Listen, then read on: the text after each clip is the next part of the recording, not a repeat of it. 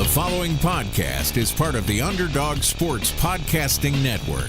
For a full list of our shows, as well as breaking sports news and engaging feature stories, visit us at www.theunderdogsports.com. Coming to you from sunny California and the Great White North. Get ready.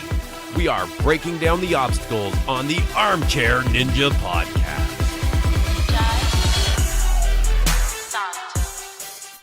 Hello, everyone, and welcome back to the Armchair Ninja Podcast. It is Saturday, April 7th, 2018. My name is Rich, and joining me once again this week is Bijan. How are you making out? I'm good, bro. It's a good week. It's a great week. Every week we got Team Ninja Warrior. Sorry, Ninja versus Ninja is a good Get week. it right, bro. Get it right. Can't get used to it. Ninja versus Ninja, it's enjoyable. I'm really curious to see how other people are enjoying it. If they're fine with the format where, I don't know, quite a few episodes there's been blowouts, or if it's still enjoyable by the fact that, we still have a lot of fun, dynamic runs, everything like that. I enjoy it, but I would understand the argument if somebody were to be like, oh, I can already tell what's going to happen, blah, blah, blah. So just want to hear from everybody. I really want to hear some feedback about it. So you listening right now, please send in your feedback. We ask at the end of every episode, so you don't need to do it right now, but at the end we'll be sending out our Twitter, email, all that jazz. Make sure you let us know. Yeah, definitely. And I don't know, it was fun. This episode, even though for me it was pretty... I can't even say that, man. I was about to say, it's pretty clear who's going to win. Man, that first round. Oh. I was like, oh, boy, am I really seeing this? You better be. As you said, Rich, Michelle Warnky was going to be the key. And boy, did she save their butts. She totally did. The first matchup we had, just to be clear, for those that haven't realized by now, we're talking about Ninja vs. Ninja Episode 6. Lab Rats versus Big Dog Ninjas to kick it off. God. I don't know. It's growing on me. I don't know why, but it is. No, it's not. It is not. And the more they said it, the more I was getting my shame bell. Just like, oh, stop. But yeah, as you said, Michelle Warnky totally saved them. The Wilczewski brothers did not have a great first round. It was bad. Jody's reach was absolutely ridiculous. And I thought maybe it was going to be insurmountable by the way it went on that first run. What did you think? Yeah, I mean, he is very, very good for his size. I did not realize this guy is 6'6". He's only an inch shorter than, who's the guy? The tall guy. John Alexis Jr.? Yeah, John Alexis Jr. He's only Brandon Mears. There are a few really tall guys. Yeah, I don't know. How tall is Brandon Mears? I just know John Alexis Jr. is 6'7", and this guy's only an inch difference. And I don't know, John Alexis Jr., because he's lanky, he really looks the whole bit of 6'7". This guy doesn't really, he's big, but I don't know. He could have easily been 6'2". I would have been like, he's 6'2". That said, right. I mean, he uses his size very well. He's holding up a lot of body weight, but he doesn't move like he is. And yeah, this is a guy to keep an eye out for. I can see him, give him 2 years of full-on training in A&W, and he can really do some damage. Yeah, Jody is great. I thought he might be a one-off, right? We saw him do really well last season. I didn't know if he was going to be able to continue on, but definitely seems like he's somebody to keep an eye on. Similar to John Alexis Jr., I guess it's easy to kind of think that somebody that size just, does particularly well on a given course, but I think there's more to them than that for sure. Yeah, definitely. I don't know. Even though it shows that he trains a whole lot, I was very, very surprised by how well he did against somebody as formidable as Chris Wilczewski. I mean, Chris is always training all the time, and I don't know. Looking back at it, Joey Avila did very well, but I honestly think Chris was more of the factor here, where he had trouble from the start getting in the groove of it. And sometimes guys just need to get their feet wet. And he literally did. But I don't know, how did you see it? I kind of feel like it's more of Chris faltering rather than Joey really making a huge difference. I don't know. It's a little bit of both, right? But I think Jody really crushed it on the tilting ladders and stuff. His reach is just so crazy on that particular obstacle. And once someone starts getting ahead of you in Ninja versus Ninja, it's got to really throw your game off. It's really got to push you to take those extra chances and just, in some people that brings out the best. It brings out some of the crazy skills that you didn't even know you had, right? Just throwing themselves through the obstacles. And others, it makes them fumble, right? They're not used to trying to catch up. They're not used to having to go as fast as they possibly can. So I think Chris struggled with that a little bit. No, that's a really good point. I mean, the psychological game is a major, major factor, especially when you're racing against somebody. Oh, I got to call this out. Brandi versus Michelle. It's been a while. It's been not a really long time, but it's been a while since I've really given a whole lot of thought to the warped wall, because they stopped counting how many women have hit the buzzer and all those things. But I got to say, I loved watching Michelle cheer her up the wall and hitting that buzzer. I was like smiling ear to ear. I thought that was great. I really appreciated that moment for her more than I have in quite a while. Yeah, it was a really good feel-good moment, and in many ways, it just shows Michelle Warnky's personality that, she really wants to see everybody doing well, in particular the women, and it was really cool. Even in competition, she's still cheering on her opponent, and it isn't I don't want to use fake, right, because that's really the wrong terminology, but maybe not playing it up to the camera. Like, she seemed very genuine in wanting to help out her opponent, and really wanted to see her get up the warped wall. And that was just overall, it was a really cool moment and everything. Yeah, it's like she fell back into like coaching mode, right? Like you could see her doing that at her gym, like being up at the top of the wall, trying to, coach someone up the wall. I'm sure Brandi didn't really need it. I'm sure she could do it, but the words of encouragement were probably appreciated as she was trying to settle herself with all the cameras and the crowd and everything else. Yeah, and it was immediate. As soon as Michelle Warnky pressed the buzzer, you see her immediately turn around and not just like, oh, immediate go into coach mode. She immediately turned, focused straight on her opponent, and was like, guiding her through it and cheering her on. So, yeah, just a really cool situation and moment. And, I kind of want to see more of that, really. Like, I like this. You know me, I'm all about, elbowing people in the face, but also, once you hit the buzzer, then it's okay to turn around and help them up. Yeah. I don't know. There's differences in avenues, right? If you're not going to go full on bad guy, like attacking your opponent, go on full on good guy and cheer them on. No, it's a good point. I gotta say, when Brian fell on the dismount from the tilting ladder, I thought, oh no, did I curse them? I thought for sure I did. I was like, oh, I can't win. There's no way. There's no way the Lab Rats are going down in round one.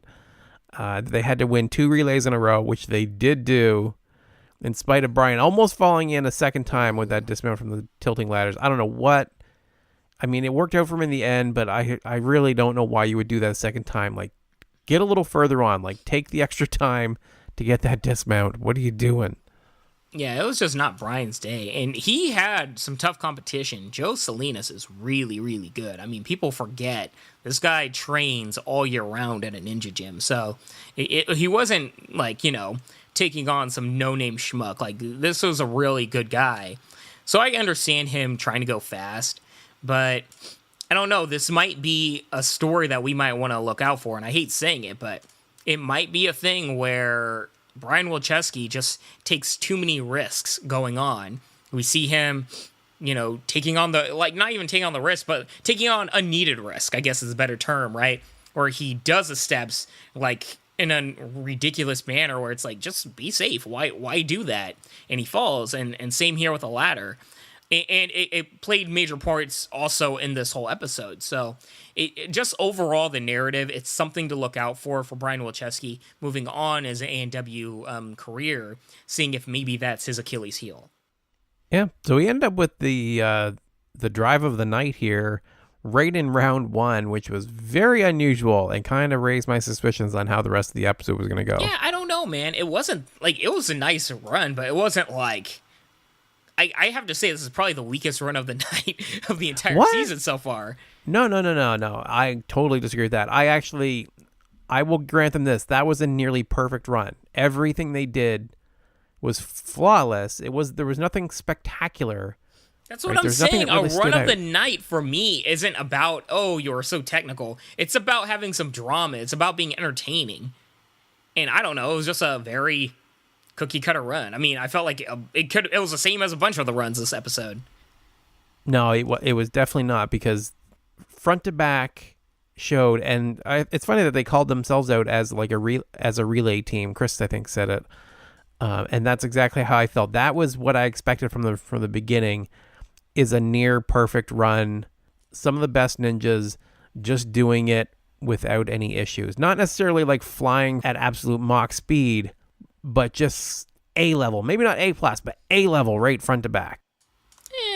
I guess, man. I don't know. I think we have different definitions of run of the night. Because for me, a run of the night for me is something about the story. You know, I could see a million perfect runs all day. I need something to make it stand out more than the rest.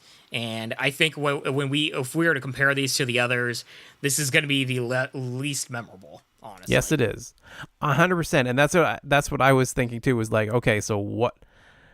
As I gave it some thought, I'm like, okay, so that pretty much tells me that it's going to be a clean sweep in the final round. Whoever's making to the final round, one of them is winning all three.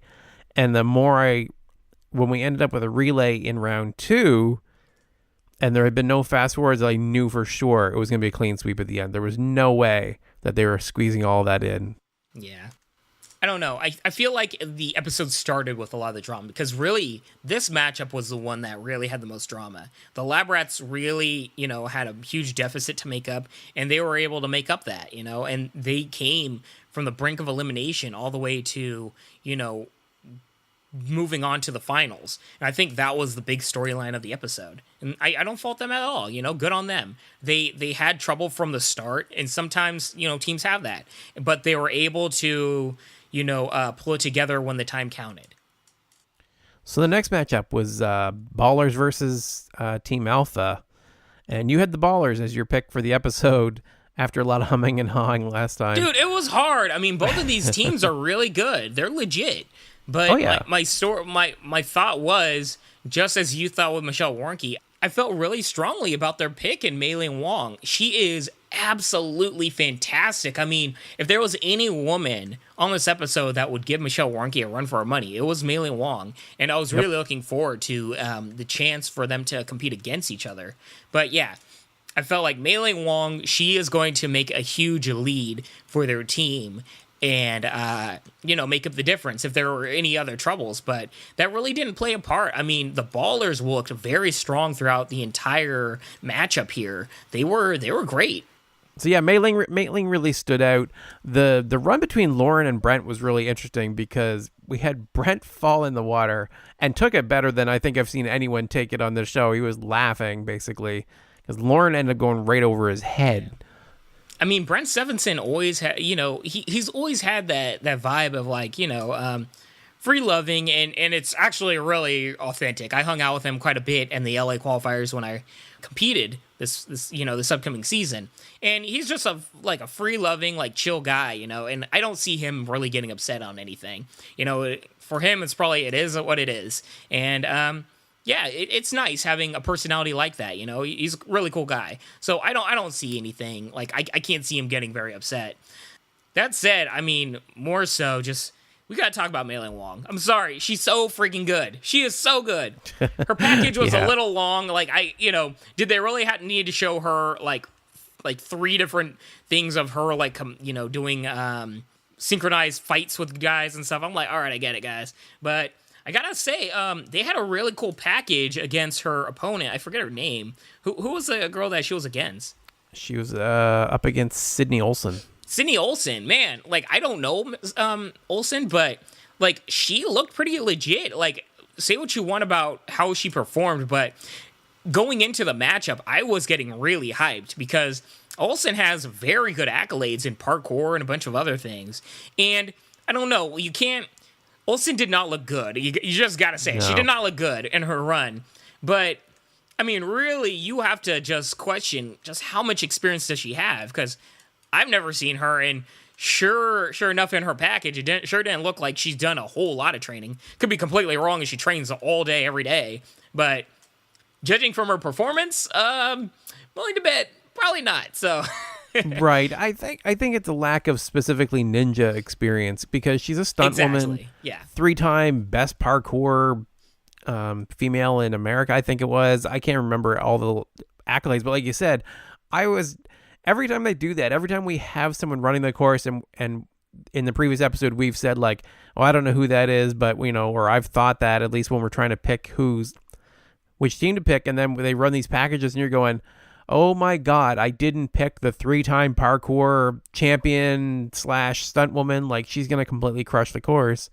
But she struggled for sure. But in all that stuff they showed, I don't remember seeing any ninja stuff. I mean, there might have been some, but it didn't stand out if there was any. Yeah, and that's really the key, especially when it comes to this show. You don't have time or even like a few seconds to catch yourself and figure out what's the next obstacle. I mean, you either know the obstacle or you don't, and experience plays a major, major part.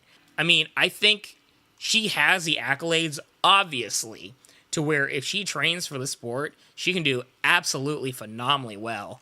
And hopefully, this is a beginning situation where she's maybe getting her feet wet, and we'll see her next year absolutely destroying it. Yeah, I think on American Ninja Warrior, she could do fantastic, and we'll just see if that's a course that she's going to take, if she's going to be doing that this year. Mm-hmm. But yeah, so both in her individual run and the relay, it didn't go very well for her. She ended up slipping off the rope, so we had the 5-second penalty. We didn't mention Paul versus David. Paul fell completely in the water. I'm tired. I harp on it every episode. No. They clarified what happens. I don't know if you caught this, but they clarified it twice. So the rule is that if your feet touch the bottom of the water or the mat or whatever, if you fall completely in, that's when your run stops. And that is the rule. So now we know. It explains why the guy flipped around and, as we said last episode, I thought it was 4 limbs, but it also makes sense. He was on the pad and he flipped around on it, but he always held on to the pad. That's why he wasn't, he was still okay to keep running. Makes sense. No, but Neil Craver didn't touch the bottom. He was the one that you just mentioned, flipped around the pad, didn't touch the bottom, and he was considered out. So they're not very consistent. Are you sure about that? Yeah, I am. Oh, well, I don't know. I mean, they clarified. I'm done complaining about it. Nope, yeah, but done. At least we don't need to question it. They clarified. Now, if it happens again, we can harp on it or whatever, but now we know the rule, everybody. 2 feet at the bottom of the water, that's the rule. I still think Paul hit the bottom of that pool here of this run. You've got it up. Let's, if you want to take a quick peek right now, tell me, because I'm... Oh, he didn't hit the water. I just saw it. He didn't. He definitely didn't? Okay. No, cool. He had his arms on the pad. But yeah. It was just a matter of once Sydney fell in, they couldn't make up the 5-second difference, and the Ballers ended up moving on to the final. So we had Ballers versus Lab Rats in the final. Yeah. I mean, see what you want of what happened. I actually thought, this was a pretty even matchup. This wasn't a gimme for the Lab Rats at all. These are some good teams, and Meiling Huang, just really... I loved what I saw from her against Michelle Warnky. I got to give a quick shout out to her on the tilting ladder, because she didn't have the reach, but yet she was able to adjust and do this really cool technique on the tilting ladder where, I don't know, we've seen a similar approach with a lot of women, but her way of, getting her feet up, and rather than trying to go upwards, like with her feet up, how do I say this? Like ascending upwards through the ladder without moving her body. She just used her legs to grab on and then twist her body up. And it was actually fairly quick. Creative technique, it worked. I like it. That was a good race. I really wish it could have gone on further. I wish she hadn't had that little slip up on the floating tiles. Because it was going, wow, she pulled ahead. I was like, oh my God, she's going to beat Michelle. This is crazy. But Michelle made up the time on the tilting ladder, and then it just ended up going south, unfortunately. Yeah, that was good, though. I don't know. It's so hard for me to criticize anybody towards the second portion of this course, being like, oh, you need to go faster. But, like, in both Lorin Ball's case and Paul Kasemir's case, the Wilczewski brother is ahead of them just by a little bit, just starting. But they let the Wilczewski brother, get ahead and do the salmon ladder and all the other stuff. It made a difference, but at the same time, you're so exhausted. I mean, what can you do? I don't know. Was it hard for you? Were you like yelling like at the screen to like continue, or you're like, yeah, I understand. You're completely winded. No, I completely understood. Like, I kind of wonder sometimes when somebody gets ahead, right? They blitz through the first part of the course, and they come over the wall first, and then they're standing around at the salmon ladder. I think that's pretty smart. It seems kind of silly at times because you're like keep moving, you have the lead, but it's like get some rest. And they jump up, and the person behind them's got to feel the pressure to jump right up on the salmon ladder without any rest, right? I think that's a smart move to get a little rest in there, wait for the person to come down if they're fairly close in your heels, and let them jump up tired. Yeah, and really, there's one component that, you know, if you haven't done ninja obstacles, you probably wouldn't get this, but anybody that has, you're completely gonna understand. This course in particular, with the two additions, the tilting ladder and the floating monkey bars, they are very small rungs that you're holding up all of your body weight in the middle of your palm. And that digs in. The smaller a pipe or rung, the more it's being pressed into just the bones in your palm. And it hurts so much. It is so painful. That's why a lot of people talk about floating monkey bars being one of the harder ones. It looks simple. Very simple, like the actual floating monkey bars, guys, where you hang on by one and you swing over and you put it in the little connectors. Very difficult because there's so much weight. You're putting all of your body weight on one hand on that small little peg or rung or whatever you call it. And I think that plays a major, major part by the fact that they've held up their body weight in these small rungs so much to the point where when they get up that warped wall and then they're about to do the salmon ladder, which if you haven't tried it, it hurts so much. There's so much pressure you put on your palms because you are not only shooting upwards, but you're putting all that weight, once again, catching it down on your palms. So, I mean, doing monkey bars and then going straight into a salmon ladder, there's that other component of, will I be able to hold myself up and complete the salmon ladder? It's one of those obstacles, just like the warped wall, where it's like you see it too many times from people doing it, and you just don't appreciate how difficult it actually is. The Wilczewski brothers did bring it home, along with Michelle, so the Lab Rats win it with a clean sweep in the finals. So Lab Rats move on. Yeah, man. Ding for that. Like, that's dope. That's impressive. They are definitely not one of my picks to win the show, I gotta be honest with you. But good for them to making it to the finals. Yeah, watching them in this, I don't think I would pick them for the finals either, but yeah, definitely the team to move on. Mm-hmm. So that takes us to next week now. Let's take a look ahead to who we have coming up in episode 7. We have the Expendables. That is Kevin Bull, Maggie Thorne, and Thaddeus Robeck. Thaddeus? Mm-hmm. Okay. Lizard Kings with Hunter Gerard, Sarah Schoback, and Kyle Soderman. Iron Grip with Daniel Gill, Tiana Weberly, and Matisse Owadi. And the Invincibles with Abel Gonzalez, Mary Beth Huang, and Victor Juarez. Oh, man. So this is one of the episodes where you really want to keep an eye out. This, I have to say, is probably going to be one of the better episodes. I am so looking forward to this. Not only are the teams pretty even, but they're even on a very, very high level. I mean, these guys are technical, they're experienced, and they're fast. And, I have my pick, but I have to say, it could really be anybody's game. I can see any of these teams winning. Just going down the line, Mary Beth Wong for the Invincibles, keep an eye out for her. She can do some damage. For Iron Grip, obviously, Daniel Gill and Tiana Weberly are the two you want to keep an eye out for. I think Daniel Gill in particular, I think he's really going to show, once again, how fast he is. If you guys remember him on Team Ninja Warrior, he was continuously getting the fastest run of the night. Dude is so good. Lizard Kings, obviously, we got to shout out Kyle Soderman. I really want to see what he's capable of. Because tell me if I'm wrong, Rich, but other than, NNL or anything, this is our first chance of seeing what he's doing on an A&W course, right? That I can remember, yes. I'm probably wrong, but yeah. Yeah. So you know, I'm excited to see what, you know, how well he does. Obviously, he's done Ultimate Beastmaster. He's been in the spotlight before, but I want to see him, you know, really go up against, you know, some of the tougher competitions, like be thrown to the wolves, so to speak. You know, he's game. He's talented. He's experienced. You know, he's training. So I'm sure he's going to come to play, and maybe this is one of the times where he's really going to show off his, you know, how much he's capable of. We've heard a lot about Hunter Gerard. I don't know. Lizard Kings are really, really strong. Expendables, man. Kevin Bull. Woo! Maggie Thorne, too. But my pick has to be, for me, Iron Grip. I really can't get over that you know, 1-2 punch of Daniel Gill and Tiana Webberly. Women always make a very key difference. And Tiana Webberly, I think, is going to be very, very good. She's got a lot of competition this episode. But I think Tiana Webberly is gonna show why she's still got that namesake.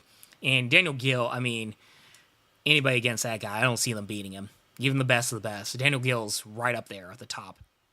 Man, you're going to put this up as like a fair matchup across the board. This is as bad as last week. There is no denying that Iron Grip is the team to take this home. Dude, yeah. I would give just as equal a shot with Lizard Kings. Like, Lizard Kings, don't sleep on them. I feel like Lizard Kings is like one of those young teams where they may not have the namesake, so to speak, yet, but I think they're young and very hungry. Yeah, Lizard Kings is my pick, to be clear. I definitely would call there you them. go. that is definitely the team to play spoiler. But I would only say Iron Grip would be a question mark if you didn't know who Matisse was. Oh, like, yeah, we've seen College Ninja Warrior. The dude's amazing. He's ridiculously fast. Just absolutely ridiculously fast. And that's what this is all about, right? So I think Iron Grip's going to absolutely destroy. So we'll see. I know Hunter's fast. You know, when we talked to Kyle, Kyle's amazing. We saw him crush it on Beastmaster. And we saw Sarah Showback do really well, too. So it's a strong team. It's definitely a strong team. I don't want to take anything away from them. I just think that Iron Grip is just a little unbalanced. Yeah, and that's why they're my pick. That said, overall, I think this is going to be one of those episodes where, you know, you want to talk about the run of the night tonight, man. I feel like the run of the night on this episode coming up, I think that's going to be something to see. Like, I expect very, very fun. I don't even know if they're going to be close or whatever, but I think they're going to be very memorable runs. I think we're going to see some really cool stuff coming from these ninjas. Yeah, I'm trying to think of who the matchups are going to be here. This is going to be interesting. Yeah, Iron Grip versus either Expendables or Lizard Kings. We're going to have some really cool squaring off between... We could have Daniel Gill versus Kevin Bull, which could be fun to watch. Yeah. And honestly, I don't see either of them getting tired. It's one of those where, I don't know, I see them giving it their all and just never stopping. Like in the final, I mean, guys. Yeah, I'm kind of thinking right now that in previous seasons, I always kind of hated how they were trying to set up epic matches for later rounds, and then we had a lot of our favorites knocked out early. Yeah, how long did we want Jesse Graff versus, you know, Megan? Yeah, Megan exactly. And all the rest, you know? Just would never happen. That's not happening this season. These semifinals and finals are going to be amazing to have. There's some crazy matchups. The more episodes we go through, the more excited I am for the finals. It's going to be good, man. But that is it for this week. Thank you all for listening. If you'd like to reach out to us, you can reach me as rich@ninjapodcast.com. I'm at Ninja Podcast on both Instagram and Twitter. And Bijan, how can they reach you? I'm at Bijan151. That is Bijan 151. Twitter and Instagram, y'all. All right, thank you all for listening, and I hope you have a fantastic week. Deuces, y'all.